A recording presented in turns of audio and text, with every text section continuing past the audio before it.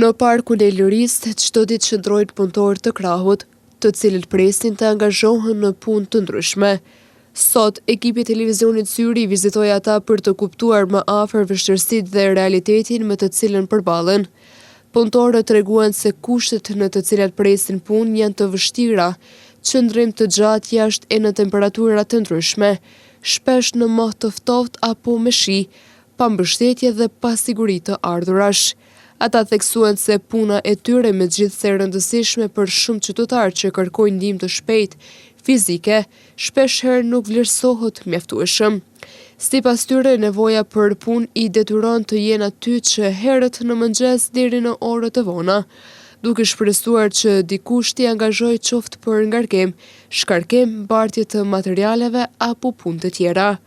Megjithatë, ata thonë se mungesa e kushteve elementare dhe mosrregullimi i kësaj tregu të punës mbetet një sfidë e madhe.